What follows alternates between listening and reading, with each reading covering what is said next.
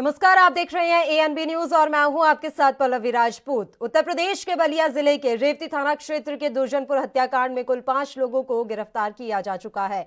शुक्रवार को पुलिस ने नरेंद्र प्रताप सिंह, देवेंद्र प्रताप सिंह निवासी गण दुर्जनपुर को गिरफ्तार किया था। शनिवार को पुलिस ने इसी मामले में हनुमानगंज निवासी मुन्ना यादव, राज प्रताप यादव और दुर्जनपुर के राजन तिवारी को गिरफ्तार कर जेल भेज दिया है।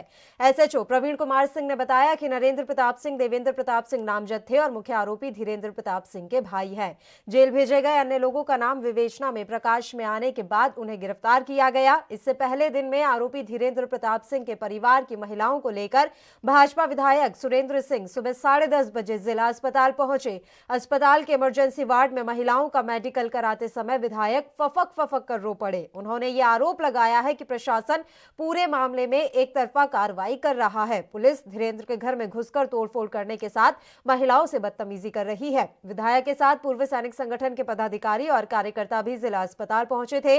उन्होंने कहा कि दुर्जनपुर के प्रधान और प्रशासन ने साजिश कर धीरेंद्र को फंसाया है। तो इस पूरे मामले में मुख्य आरोपी बीजेपी कार्यकर्ता अभी भी फरार है और आपको हम ये जानकारी दे दें कि उसने अपना एक वीडियो भी जारी किया था जिसमें उसने खुद को बेगुनाह बताते हुए खुद को जानबूझकर इस मामले में फंसाने का आरोप लगाया है। उसका ये कहना है कि प्रशासन जानबूझकर मुझे इस मामले में फंसा रहा है और इस पूरे कांड में सुरेंद्र सिंह, जो कि बीजेपी के विधायक है, उसका साथ धीरेंद्र सिंह को लगातार मिलता हुआ यहां नजर आ रहा है। तो बलिया हत्याकांड का मुख्य आरोपी अभी भी फरार बताया जा रहा है और इसी वजह से पुलिस लगातार उसे ढूंढने की कोशिश कर रही है। हालांकि अब तक इस पूरे मामले में 5 लोगों को गिरफ्तार किया जा चुका है। आपको ये जानकारी दे दें कि शनिवार यानी कि आज भी 3 लोगों की गिरफ्तारी हुई है। इससे पहले 2 लोगों की गिरफ्तारी हो चुकी थी शुक्रवार को ही और अभी भी मुख्य जो आरोपी है वो फरार है।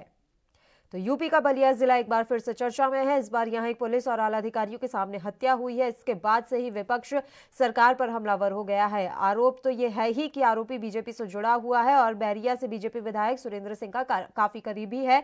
खुद सुरेंद्र सिंह ने इस बात की पुष्टि की है। उन्होंने कहा है कि चुनाव के समय से लेकर तमाम जगहों पर जो आरोपी है वो हमेशा से साथ खड़ा रहा है और वो बीजेपी का कार्यकर्ता है। कई मौकों पर विधायक और आरोपी को एक साथ देखा गया है। हालांकि बलिया के बीजेपी जिला अध्यक्ष जयप्रकाश साहू ने बताया कि आरोपी धीरेंद्र सिंह उर्फ डब्बू किसी संगठन का पदाधिकारी नहीं है। उन्होंने बताया कि धीरेंद्र भारतीय जनता पार्टी के किसी भी दायित्व के पद पर नहीं है, वह न मंडल में किसी दायित्व पर है और न ही जिले में किसी पद पर है। हालांकि विधायक सुरेंद्र सिंह का ये साफ तौर पर कहना है कि वो बीजेपी का कार्यकर्ता है और चुनावों में भी उसकी अहम भूमिका रही है। वो काफी सहयोग करता रहा है हमेशा से। खुद सुरेंद्र सिंह का काफी करीबी वह आरोपी बताया जाता रहा है। वहीं इस पूरे मसले पर पूर्व मुख्यमंत्री अखिलेश यादव ने भी ट्वीट कर कहा है और वो लगातार एक के बाद एक ट्वीट कर रहे हैं। उन्होंने कहा कि सत्ताधारी बीजेपी के एक नेता ने एसडीएम और सीओ के सामने खुलेआम एक युवक की हत्या कर दी।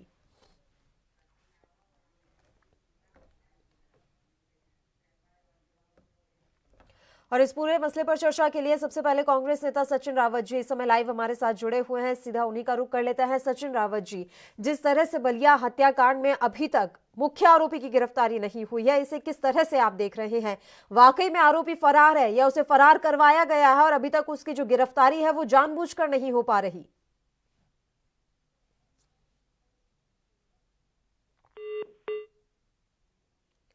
सचिन रावत जी की हमारी हम तक आवाज नहीं पहुंच पा रही है। हम फिर से उनसे जुड़ने की कोशिश करेंगे। उनसे संपर्क हमारा टूट गया है। तो लगातार ये मामला जो है वो तूल पकड़ता जा रहा है। बैरिया के विधायक सुरेंद्र सिंह जिस तरह से आरोपी का साथ दे रहे हैं, इससे मामला और भी ज्यादा गर्माता हुआ यहां नजर आ रहा है। हालांकि मुख्यमंत्री योगी आदित्यनाथ ने इस वारदात को गंभीरता से लेते हुए संबंधित उप जिला अधिकारी सुरेश चंद्रपाल, पुलिस क्षेत्राधिकारी चंद्रकेश सिंह और मौके पर मौजूद सभी पुलिसकर्मियों को निलंबित करने और घटना के दोषियों के खिलाफ कठोरतम कार्रवाई करने के आदेश दिए थे।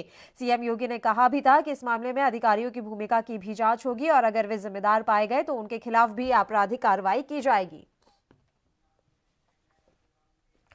कांग्रेस से सचिन रावत जी एक बार फिर से हमारे साथ लाइव जुड़े हुए हैं। सीधा उन्हीं का रुख कर लेते हैं। सचिन रावत जी, जैसा कि मेरा सवाल था कि फरार है अभी भी मुख्य आरोपी, उसकी गिरफ्तारी नहीं हो पाई है। पुलिस की लंबी चौड़ी टीम उसे तलाशने में जुटी हुई है लेकिन गिरफ्तारी नहीं हो पा रही। किस तरह से इसे देखा जाए? फरार है या फरार करवाया गया है? जी सर।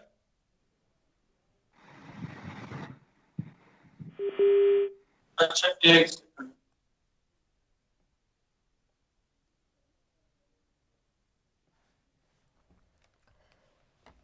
टेक्निकल इश्यूज की वजह से हमारा संपर्क नहीं हो पा रहा है।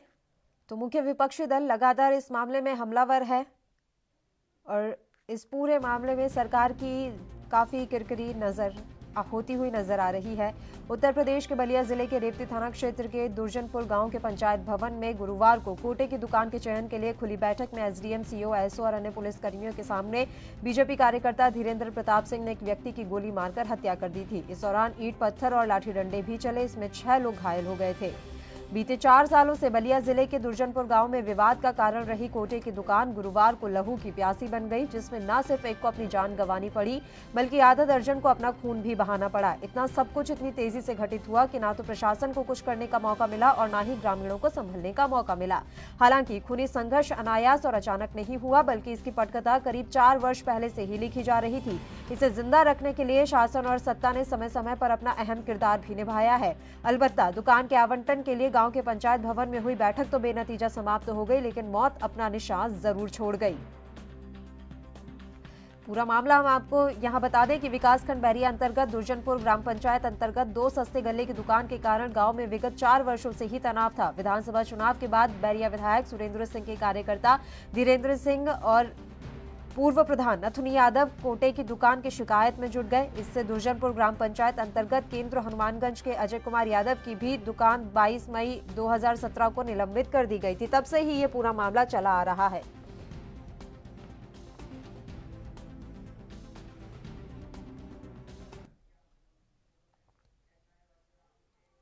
और बीजेपी से अमित त्रिपाठी जी इस समय हमारे साथ जुड़े हुए हैं इस खबर पर तमाम चर्चा के साथ। अमित त्रिपाठी जी, क्यों अभी तक गिरफ्तारी नहीं हो पाई है? क्या इतना बड़ा अपराधी है धीरेन्द्र की उसकी गिरफ्तारी के लिए लंबी चौड़ी टीम लगी हुई है, लेकिन अभी तक उसे कोई गिरफ्तार नहीं कर पाया? अमित जी से हमारा संपर्क टूट गया है, उन तक हमारी आवाज नहीं पहुंच पा रही है। तो ये जानकारी हम आप तक पहुंचा रहे हैं कि आखिर ये पूरा मामला क्या है, क्यों इस दुकान की वजह से, कोटे की दुकान की वजह से पिछले 4 साल से इस तरह से तनावपूर्ण माहौल बना हुआ है। जैसा कि मैंने आपको जानकारी भी दी कि 2017 को निरस्त किया गया था एक दुकान को और इसी के बाद से निलंबित कर दी गई थी दुकान। इसी के बाद से जो तनावपूर्ण माहौल है वो शुरू हो गया था और लगातार ये माहौल जो है खराब होता ही जा रहा था और आखिरकार इस मसले में एक शख्स की मौत तक हो गई है। तो पिछले 4 साल से ये मामला चला आ रहा है और जैसा कि पल पल की अपडेट इस मामले को लेकर एएनबी न्यूज भी आप तक पहुंचाता रहा है। अब तक इस पूरे मसले में 5 लोगों की तो गिरफ्तारी हो गई है, लेकिन मुख्य आरोपी जो कि बीजेपी का कार्यकर्ता भी है, उसे अभी तक पुलिस पकड़ने में नाकाम साबित हो रही है। बलिया जिले के दुर्जनपुर गांव में यह हत्याकांड हुआ और अभी तक जो मुख्य आरोपी है वो पुलिस की गिरफ्त से बाहर है। वहीं विधायक जो हैं वो पुलिस अधीक्षक देवेंद्र नाथ से घायल महिलाओं का मेडिकल मुआयना कराने की मांग कर रहे हैं। आज वे इन महिलाओं को लेकर अस्पताल भी पहुंचे, जहां महिलाओं की हालत देखे ऐसा बताया जा रहा है कि विधायक रो भी पड़े। अमित त्रिपाठी जी एक बार फिर से हमारे साथ जुड़े हैं, उनसे तमाम चर्चा के लिए सीधा उन्हीं का रुख कर लेते हैं। अमित त्रिपाठी जी, क्या मेरी आवाज आप तक पहुंच पा रही है?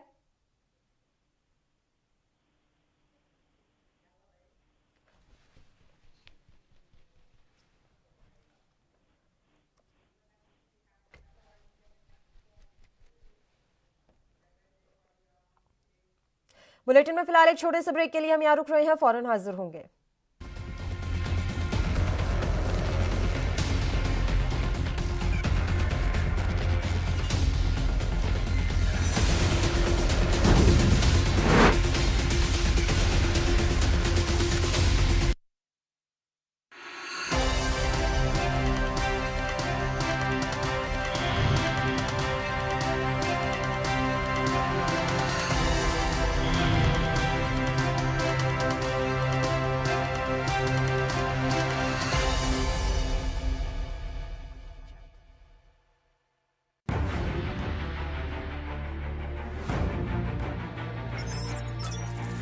खबर चाहे सियासत की हो या सरकार की, खबर चाहे भ्रष्टाचार की हो या गुनहगार की, दिन भर में क्या रहा देश जगत का हाल, किस मुद्दे ने बनाई किसकी सरकार, रखते हैं हम सब पर नजर, पहुंचाते हैं हम हर खबर। हम हैं ANB न्यूज। ਇਸ ਵੇਲੇ ਆਪਾਂ ਕੋਵਿਡ ਬਿਮਾਰੀ ਦੇ ਵਿੱਚੋਂ ਲੰਘ ਰਹੇ ਹਾਂ ਔਰ ਅਗਰ ਇੱਥੇ ਧੂਆਂ ਹੋ ਜੇ ਨਾ ਪੰਜਾਬ 'ਚ ਉਹਦਾ ਅਸਰ ਫੇਫੜਿਆਂ 'ਤੇ ਪੈਂਦਾ ਹੈ। ਕੋਵਿਡ ਦੀ ਬਿਮਾਰੀ ਪਹਿਲਾਂ ਕੈਸੇ ਆਉਂਦੀ ਹੈ? ਪਹਿਲਾਂ ਆਉਂਦੀ ਹੈ ਤੁਹਾਨੂੰ ਬੁਖਾਰ, ਤੁਹਾਡਾ ਬਦਨ ਦਰਦ ਹੁੰਦਾ ਹੈ, ਤੁਹਾਡਾ ਇਹ ਚੀਜ਼ਾਂ ਬੁਖਾਰ ਜ਼ੁਕਾਮ ਹੋ ਸਕਦਾ, ਕੁਝ ਹੋ ਸਕਦਾ। ਦੂਜੇ ਸਟੇਜ ਦੇ ਵਿੱਚ ਉਹ ਫੇਫੜਿਆਂ 'ਚ ਚਲੀ ਜਾਂਦੀ ਹੈ ਔਰ ਉਹ ਖਤਰਨਾਕ ਚੀਜ਼ ਹੈ। ਤੋ ਅਗਰ ਆਪਾਂ ਇਸ ਝੋਨੇ ਦੇ ਸਮੇਂ ਜਦੋਂ ਵਾਢੀ ਤੋਂ ਬਾਅਦ ਇਹ ਮੁੱਢ ਨੂੰ ਅੱਗ ਲਾਵਾਂਗੇ ਤਾਂ ਤੁਸੀਂ ਦੇਖ ਲੈਣਾ ਇਹ ਧੂੰਆਂ ਫੈਲ ਜਾਣਾ ਪੂਰੇ ਪੰਜਾਬ 'ਚ ਔਰ ਜਿੱਥੇ ਜਿੱਥੇ ਕਰੋਨਾ ਦੇ ਵਿੱਚ ਕੋਈ ਮਰੀਜ਼ ਨੇ ਜਾਂ ਕੋਈ ਠੀਕ ਵੀ ਨੇ ਉਹਨਾਂ ਦੇ ਵਿੱਚ ਇਹ ਬਿਮਾਰੀ ਆ ਸਕਦੀ ਹੈ, ਉਹਨਾਂ ਦੇ ਫੇਫੜਿਆਂ ਦੇ ਵਿੱਚ ਧੂੰਆਂ ਜਾ ਕੇ। ਤਾਂ ਪੰਜਾਬ ਲਈ ਆਪਣੇ ਬੱਚਿਆਂ ਨੂੰ ਬਚਾਉਣ ਵਾਸਤੇ, ਆਪਣੇ ਵਾਸਤੇ ਬਚਾਉਣ ਵਾਸਤੇ ਔਰ ਧਰਤੀ ਨੂੰ ਬਚਾਉਣ ਵਾਸਤੇ ਇਹ ਧਰਤੀ ਦੀ ਜਿਹੜੀ ਉੱਥੇ ਕੀੜੇ ਮਕੌੜੇ ਜਿਹੜੇ ਚੰਗੇ ਹੁੰਦੇ ਨੇ ਆਪਣੀ ਫਸਲ ਵਾਸਤੇ, ਲੇਕਿਨ ਉਹ ਵੀ ਉਹਨਾਂ ਨੂੰ ਵੀ ਇਹ ਅੱਗ ਇਹਨਾਂ ਨੂੰ ਖਤਮ ਕਰ ਦਿੰਦੇ। ਤੁਸੀਂ ਇੱਕ ਵਾਰ ਇਸ ਨੂੰ ਹੈਪੀ ਸੀਡਰ ਹੋਰ ਲਓ ਸਾਥੋਂ ਔਰ ਇਹ ਤੁਸੀਂ ਆਪਣੀ ਬਜਾਈ ਕਰੋ ਤਾਂ ਕਿ ਆਪਾਂ ਆਪਣੇ ਪੰਜਾਬ ਨੂੰ, ਆਪਣੇ ਪੰਜਾਬ ਦੇ ਲੋਕਾਂ ਨੂੰ ਵੀ ਬਚਾ ਸਕੀਏ। ਤੁਹਾਡਾ ਖਰਚਾ ਵੀ ਘੱਟ ਹੋਊਗਾ ਇਸ ਬਜਾਈ 'ਚ। ਔਰ ਤੀਸਰੀ ਗੱਲ ਕਿ ਆਪਣੀ ਧਰਤੀ ਦਾ ਆਪਾਂ ਖਿਆਲ ਰੱਖੀਏ।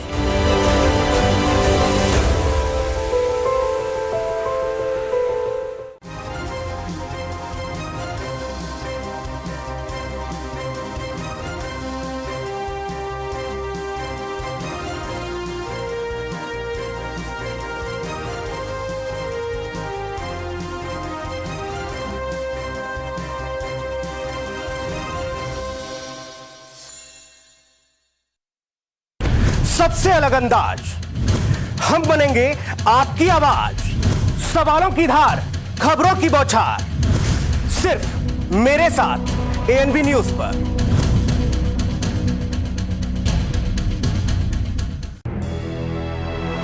लखनऊ से लेकर चंडीगढ़ तक, मुंबई से लेकर रायपुर तक, क्या है राजनीति की हलचल, क्या है समाज का मिजाज।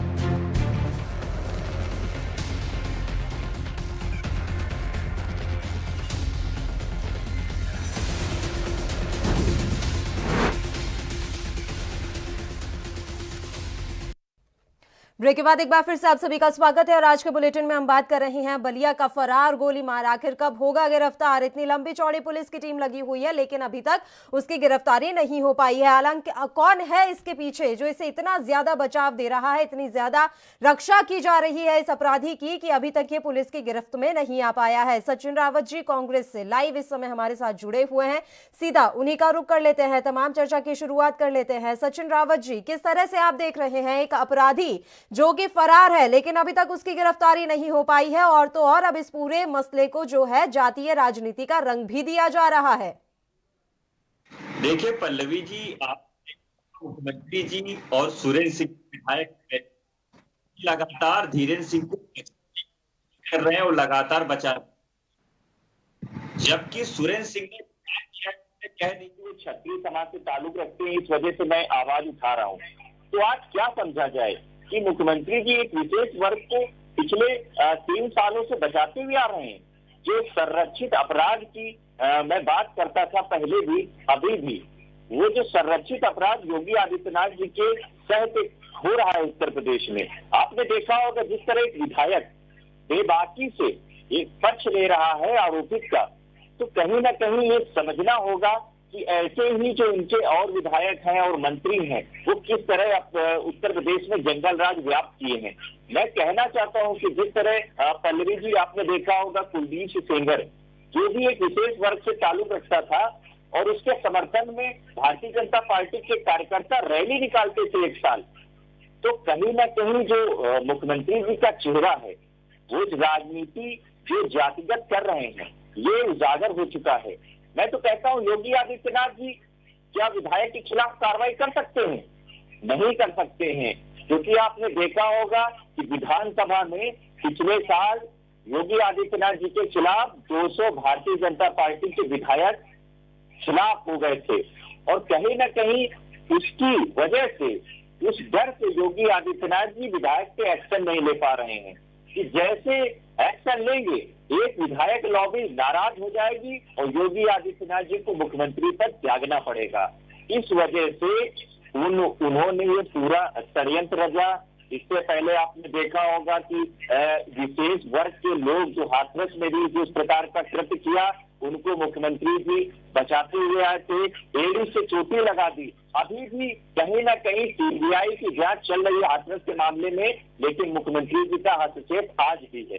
तो क्या समझा जाए कि आप जो एक विशेष वर्ग को बचा रहे हैं, तो बाकी के जो जातियां हैं वो कैसे अपने आप को सुरक्षित महसूस करें? यह तो आप जी हमारे साथ जुड़े हुए हैं बीजेपी से सचिन रावत जी, उनका भी रुख कर लेते हैं। अमित त्रिपाठी जी, इतना बड़ा अपराधी हो गया धीरेन्द्र कि उसे पकड़ने में इतना लंबा समय लग रहा है। देखिए, मैं कहना चाहता हूं, कल भी मैं इसी चैनल पे आपके साथ डिबेट पे था और मैंने तब भी कहा था कि देखिए, अपराधी चाहे जितना बड़ा हो वो बचता नहीं जाएगा, लेकिन बिल्कुल ये हमारी पकड़ से बाहर है। 24 घंटे से ज्यादा हो गया है, इसीलिए हमारी शासन प्रशासन ने भी इसके ऊपर 25,000 रुपए का इनाम भी रखा है। लेकिन मैं बहुत जिम्मेदारी से कहना चाहता हूँ, पूरी प्रशासन सतर्क है और जल्दी से जल्दी इसको पकड़ा जाएगा और जो आरोपी है उसको कानून के तहत जो भी सजा है वो देने का काम हमारी सरकार करेगी। लेकिन मैं पूछना चाहता हूँ कि जो नहीं, एक सेकंड, मैं एक मिनट, आप उनसे पूछ लीजिएगा। पहले मेरे सवाल का जवाब दीजिए अमित जी। क्या आप मान रहे हैं कि धीरेन्द्र अपराधी है? क्या आप मान रहे हैं, हाँ या ना? जी, क्या आप ये मानते हैं कि धीरेन्द्र अपराधी है? देखिए, जो भी इस तरीके का कृत्य करेगा वो अपराधी है। मैं मानता क्या हूँ, ये देश तो आपके विधायक उसका साथ क्यों दे रहे हैं? क्या आप अपने विधायक पर कार्रवाई करेंगे? तो आपका विधायक उसका साथ क्यों दे रहे हैं? अब ये मत कहिएगा कि ये उनके निजी विचार हैं। देखिए, मैं आपको पार्टी का पक्ष रख रहा हूँ।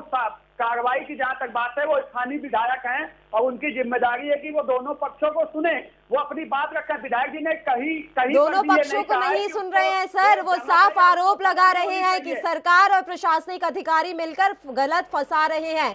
वो ये आरोप आपकी सरकार पर, आपके प्रशासन पर लगा रहे हैं, वो कोई दोनों पक्ष नहीं सुन रहे। क्या आपकी पार्टी अपराधियों को संरक्षण देती है? क्या आपकी पार्टी एक तरफा कार्रवाई करती है?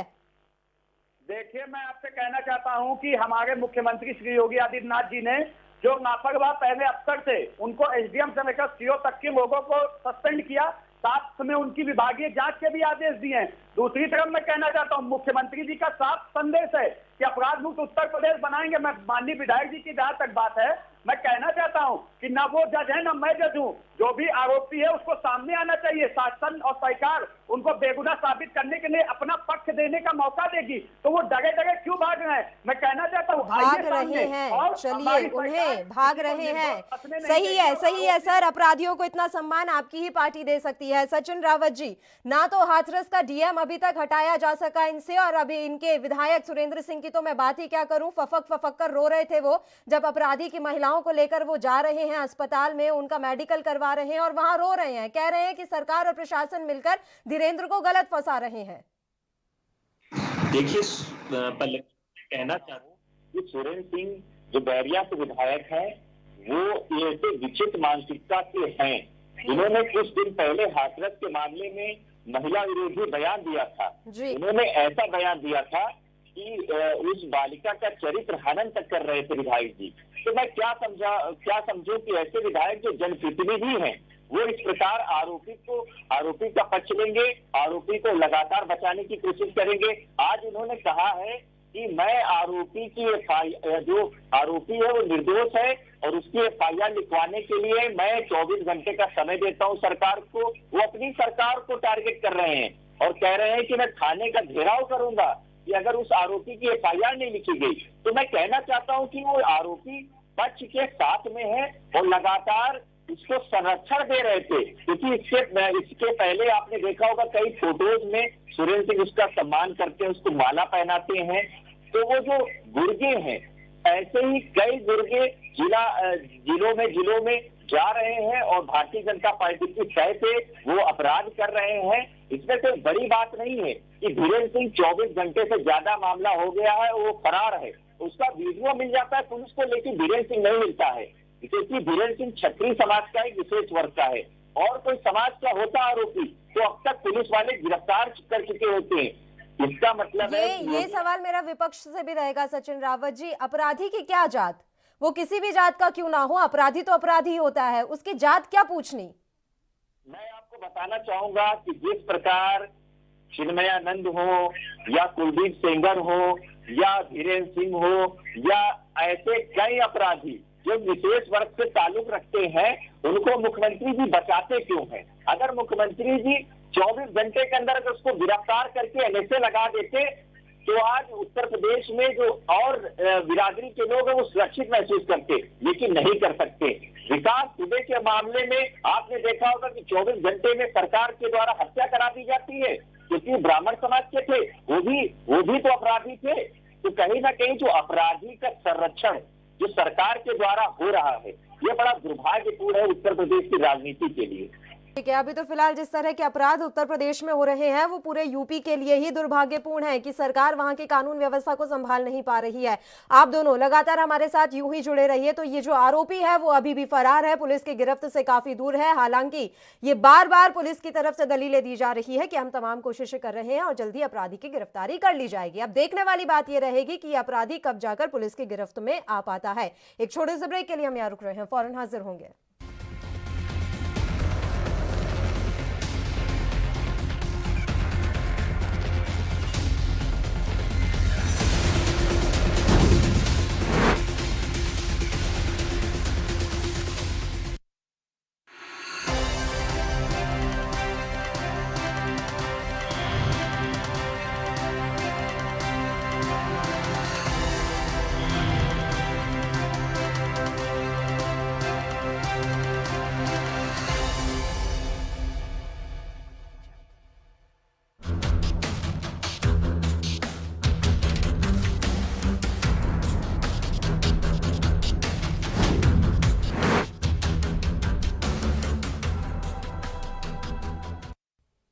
ब्रेक के बाद एक बार फिर से आप सभी का स्वागत है। रुक करते हैं अगली खबर का। देश के पूर्व वित्त मंत्री और कांग्रेस नेता पी चिदंबरम ने जम्मू कश्मीर में धारा 370 की बहाली के लिए एक बार फिर से आवाज उठाई है। उन्होंने धारा 370 की बहाली का समर्थन किया है और इसके लिए आज उन्होंने एक ट्वीट भी किया है। आपको बता दें कि उन्होंने ट्वीट करके धारा 370 की बहाली का समर्थन किया है। वहीं कश्मीर में फिर से धारा 370 लगाने की वकालत की है। कांग्रेस नेता पी चिदंबरम ने कहा है कि अगर ये जो धारा 370 की बहाली है अगर ये हो जाती है तो ये वहां के लोगों का संवैधानिक अधिकार है। वहीं हम आपको ये जानकारी दे दें कि महबूबा मुफ्ती की रिहाई के बाद से ही धारा 370 की जो बहाली है उसको लेकर आवाज फिर से उठने लगी है और ये जो मुद्दा है एक बार फिर से सुर्खियां बटोर रहा है। अब कांग्रेस ने भी इसकी वकालत कर ही दी है।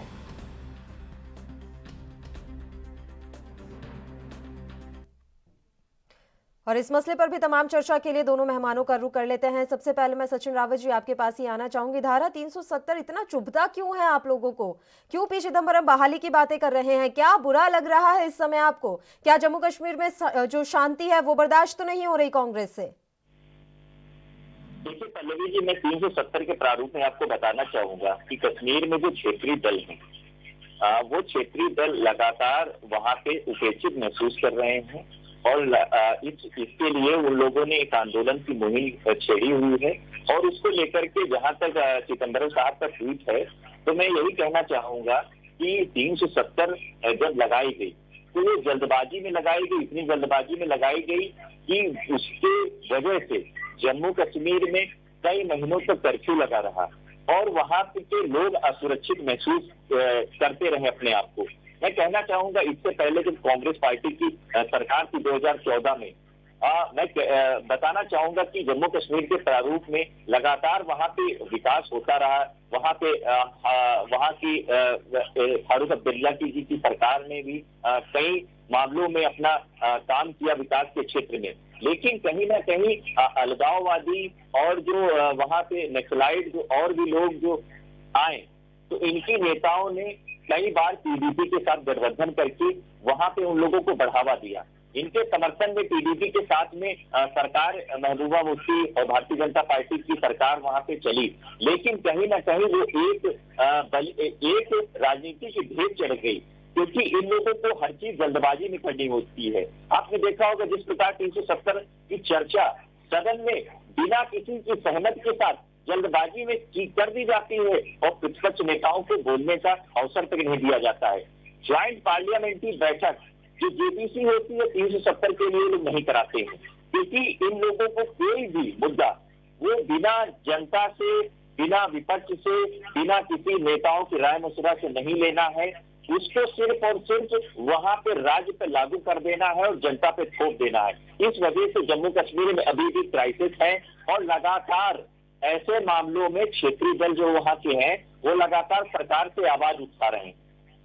चलिए, वो उपेक्षित महसूस कर रहे थे, वही सही था। कम से कम भड़काऊ भाषण बयानबाजी तो नहीं दे रहे थे। ये बहुत अच्छा था कि जब तक वो नजरबंद थे तब तक इस तरह के बयान सामने नहीं आ रहे थे कि उन्हें चीन से मदद लेने की जरूरत पड़े। अमित त्रिपाठी जी, जिस तरह से पीडीपी से लेकर तमाम जो अब वहां के क्षेत्रीय दल हैं धारा 370 को लेकर एकजुट होते जा रहे हैं, वहीं अब कांग्रेस भी कह रही है कि हम भी 370 की बहाली का समर्थन करते हैं। किस तरह से आप इसे देख रहे हैं? क्या ये दबाव बना पाएंगे इतना सरकार पे? देखिए, कांग्रेस का चाम चरित्र चेहरा जब से ये पार्टी बनी है तभी से दिखना हो। चाहे नेहरू जी की सरकार, उन्होंने हमेशा भारत को हमेशा टुकड़ों में बांटने का प्रयास किया और बांट के राजनीति करने का प्रयास किया है। मैं कहना चाहता हूँ, बहुत दूर की बात नहीं करूंगा, अभी आपने 19 फरवरी 2020 को राहुल गांधी जो इनके नेता हैं, उन्होंने जो नक्शा ट्वीट किया था उसको भी पाकिस्तान में दिखाया था कश्मीर को। ये तो इनका असली चेहरा है, ये देश विरोधियों के साथ खड़े होने वाले लोग हैं। मैं कहना चाहता हूं, आप बताइए ना, क्या संयुक्त राष्ट्र में पाकिस्तान ने उसको मुद्दा नहीं बनाया था? पाकिस्तान का साथ देते हैं राहुल गांधी और पूरी कांग्रेस।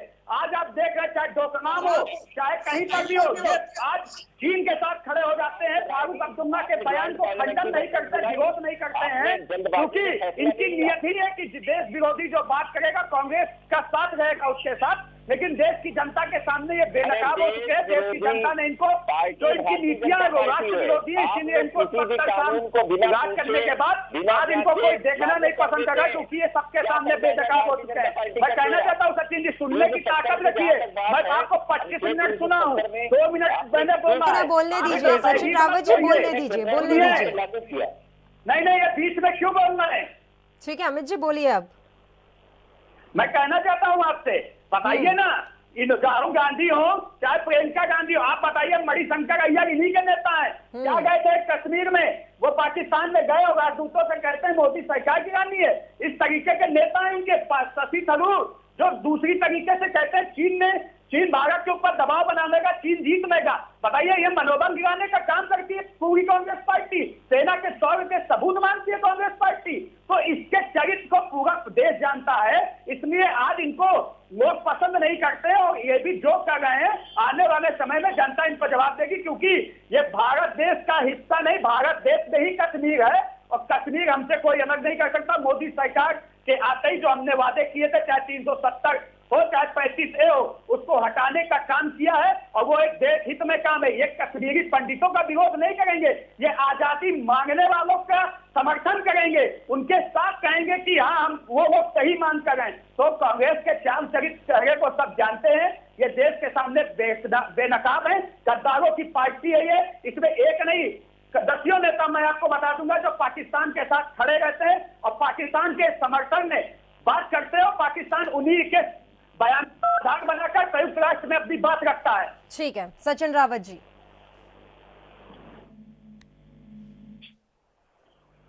बोलिए सचिन रावत जी। कुछ भी विपक्ष की पार्टी अगर भारतीय जनता पार्टी से सवाल कर देती है तो इनके पास कुछ नहीं बचता है, सिर्फ और सिर्फ पाकिस्तान की बात आ जाती है।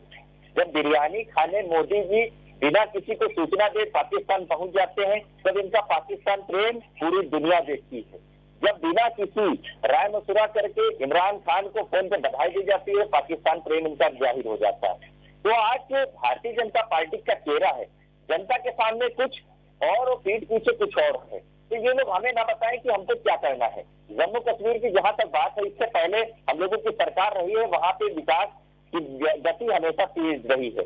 आज जब वहां जम्मू कश्मीर में आपने देखा होगा जिस प्रकार गवर्नेंस सिस्टम है, और वहां पे 6 महीने से ज्यादा 4G नेट को प्रतिबंधित किया गया है। तो कहीं ना कहीं ये एक ऐसे समाज की ओर ले जा रहा है कि वहां के लोगों को डिटेन करो, वहां के लोगों को इतना डरा दो, वहां के लोगों में इतने भयावह स्थिति पैदा कर दो कि वहां पे दुनिया मतलब देश में ये मैसेज जाए कि जम्मू कश्मीर में अलगाववादी नेता लगातार बढ़ रहे हैं। तो क्या समझा जाए इनका चेहरा? तो इसी वजह से क्षेत्रीय दल लगातार वहां पे सरकार के सामने आवाज उठा रहे हैं और हम भी उनका साथ इस वजह से दे रहे हैं कि कहीं ना कहीं इसमें कई अमेंडमेंट होने चाहिए, जिसकी वजह से आने वाले समय में स्थिति वहाँ सुधरे और जम्मू कश्मीर का समुचित विकास हो सके। ठीक है सर, वहां की स्थिति को सुधारने के लिए ही सरकार ने धारा 370 हटाई थी कि वहां के जो लोग हैं वो मुख्य धारा से, देश की मुख्य धारा से जुड़ पाएं। फिलहाल आप दोनों का बहुत बहुत शुक्रिया, आपने अपना समय हमें दिया। तमाम मेहमान आप बनकर हमारे साथ जुड़े, चर्चा आपने हमारे साथ की। तो धारा 370 को लेकर एक बार फिर से बवाल शुरू हो गया है, तो बुगाहट सुनाई दे रही है कि अब इसके लिए बड़ा आंदोलन किया जाएगा। देखिए, जम्मू कश्मीर की जो क्षेत्रीय पार्टियां हैं वो भी लगातार गुपकार के जरिए अब इकट्ठी हो रही है और धारा 370 की बहाली की मांग के लिए आगे बढ़ रही है। वहीं अब कांग्रेस को भी कहीं ना कहीं इन पार्टियों का समर्थन मिल रहा है, कांग्रेस इन पार्टियों को समर्थन दे रही है और धारा 370 की बहाली एक बार फिर से हो, इसके लिए मांग उठा रही है। देखने वाली बात रहेगी कि इसको लेकर केंद्र सरकार की तरफ से क्या कुछ प्रतिक्रिया आती है। इसी के साथ इस बुलेटिन में इतना ही, मुझे दीजिए इजाजत। देश प्रदेश की तमाम ताजा और अहम खबरों के लिए आप देखते रहिए ANB न्यूज। नमस्कार।